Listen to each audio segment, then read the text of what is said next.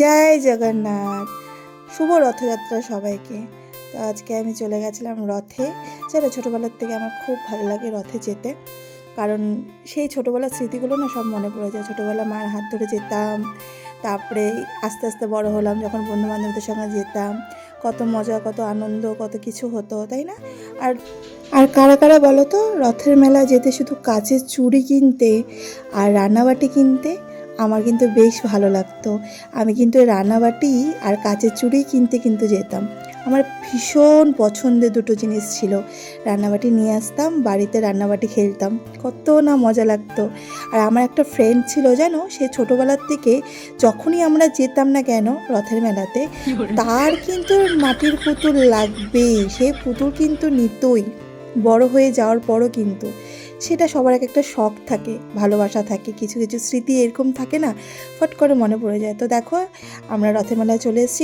এটা আমাদের নকশালবাড়ি রথখোলা মোড়। এখানে আমাদের রথ উৎসব হয়, মানে স্কর্নের থেকে আসে এখানটায়, এখান থেকে এসে তারপরে যায়, আবার রথখোলা মোড়েও একটা রথ থাকে। তো এখানে আমরা একটু ঠাকুরকে প্রণাম করে নিলাম, জগন্নাথ ঠাকুরকে দেখলাম, মন ভরেই দেখলাম শান্তি করে। আর একটু প্রণাম করে দড়িটা ধরিয়ে দিলাম ছেলেকে, ছেলেকে বললাম প্রণাম করো। আর ছোটোবেলায় যেগুলো মা করাতো সেরকম আজকে ছেলেকে আমি করাচ্ছি, ভালো লাগে বেশ। আর আমার ছেলেও মেলাতে যেতে, মানে রথের মেলাতে যেতে খুব পছন্দ করে, খুব ভালোবাসে। দেখো, বাচ্চাদের মন তো সরল হয়, তোমরা ওকে যা শেখাবে ওরা কিন্তু তাই শিখবে।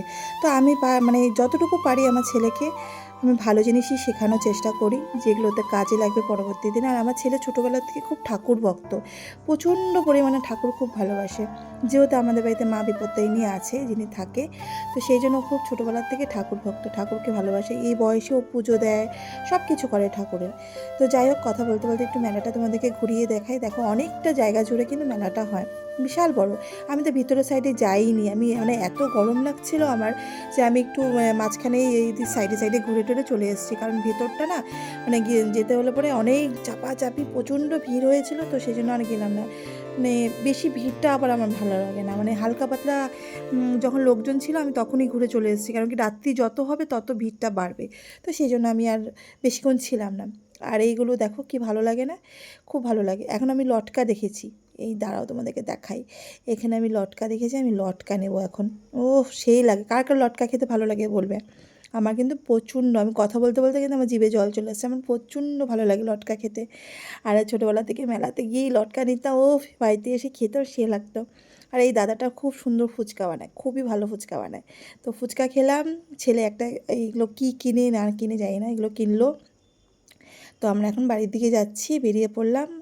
অনেকটা সময় কাটালাম, ভালো লাগলো বিকেল সময়টা কাটাতে। সবাইকে আবারও বলছি শুভ রথযাত্রা।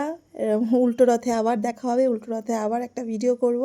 তো এটা আমাদের বাইপাসের রাস্তা, বাইপাস দিয়ে যাচ্ছি, কারণ ওই রাস্তাটা প্রচণ্ড ভিড়। তো চলো টাটা, সবাই ভালো থেকো।